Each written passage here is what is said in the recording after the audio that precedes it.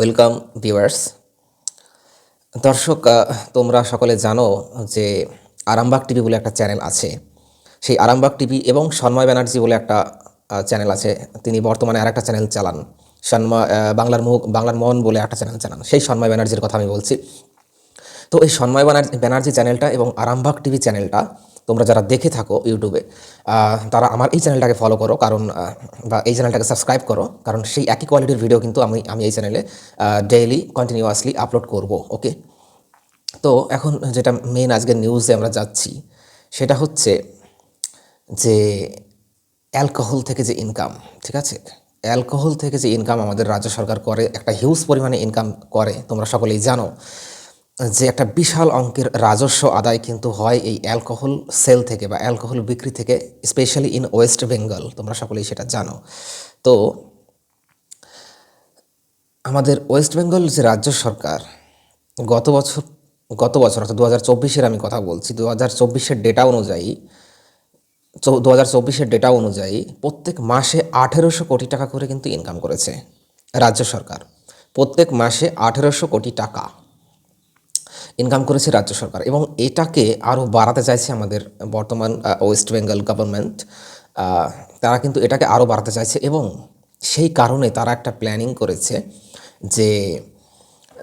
করেছে যে এখন আরও বেশি করে যে মদের বারগুলো রয়েছে বা মদের যে আউটলেটগুলো রয়েছে সেটাকে আরও বেশি করে ওয়েস্ট বেঙ্গলে আরও সেটাকে ছড়িয়ে দেওয়ার জন্য, বা আরও নতুন যে মেন কথা নতুন বার খোলার প্ল্যানিং করছে প্রত্যেকটা পঞ্চায়েতের আন্ডারে। ওকে, প্রত্যেকটা পঞ্চায়েতের আন্ডারে একটি করে মানে অন্তত একটি করে থাকবেই প্রত্যেকটা পঞ্চায়েতের আন্ডারে, এরকম একটা প্ল্যানিং কিন্তু ওয়েস্ট বেঙ্গল স্টেট গভর্নমেন্ট সেটা কিন্তু চাইছে, এবং তার জন্য কিন্তু কাজ অলরেডি শুরু হয়ে গেছে যতদূর পর্যন্ত আমরা নিউজ পাচ্ছি।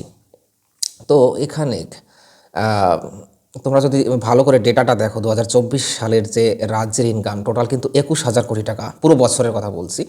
2024-এর পুরো বছরে West Bengal state government income করেছে, মানে মদ বিক্রি করে অল ওভার ওয়েস্ট বেঙ্গলে যে রাজস্ব আদায় করেছে বা যে ইনকামটা হয়েছে সেটা কিন্তু 21,000 করোড় রুপিস, 21,000 কোটি টাকা। ওকে, তো আরও নতুন কিন্তু আউটলেট কিন্তু খুলতে চলেছে আমাদের এই রাজ্যের গভর্নমেন্ট। ওকে, তো অন্যান্য স্টেট গভর্নমেন্ট ইন্ডিয়াতে তুমি যদি দেখো, অন্যান্য যে স্টেটগুলো বা রাজ্যগুলো আছে সেখানে তুমি বিহারকে পাবে, গুজরাটকে পাবে, নাগাল্যান্ড, মিজোরাম, হ্যাঁ, লাক্ষাদ্বীপ হতে পারে, সেগুলো কিছু কিছু কেন্দ্রশাসিত অঞ্চল, বাট বিহার এবং গুজরাট স্পেশালি তারা কিন্তু পুরোপুরি ব্যান করেছে অ্যালকোহলটাকে, এবং সেক্ষেত্রে সেখানে ব্ল্যাকে পাওয়া যেতে পারে, বাট মানে খুবই কম সংখ্যক সেটা, মানে পুলিশের চোখের সামনে কখনোই সম্ভব না।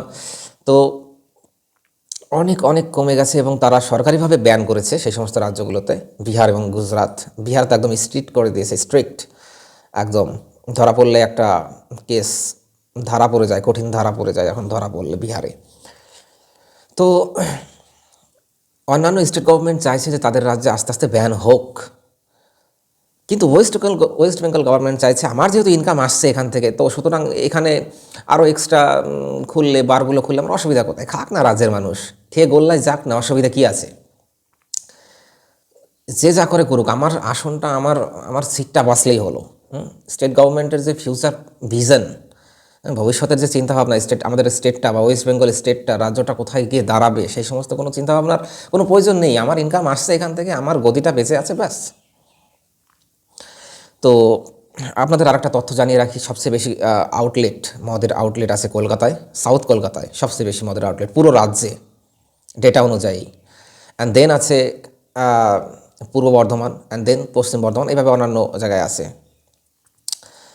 তো এখন কথা হচ্ছে যে এই বিষয়ে আপনাদের কি মতামত দর্শক, এবং আপনাদের কি সেন্টিমেন্টাল কোনো কিছুকে আপনাদের আঘাত করছে কি না, বা আপনাদের কি মতামত রয়েছে কমেন্ট বক্সে কমেন্ট করবেন, এবং পাশে থাকবেন রাজেশ কুমার বাংলা এই চ্যানেলটার পাশে থাকবেন, এবং সাবস্ক্রাইব করুন, ফলো করুন, শেয়ার করুন, এবং এরকম কন্টিনিউয়াস ভিডিও আসবে।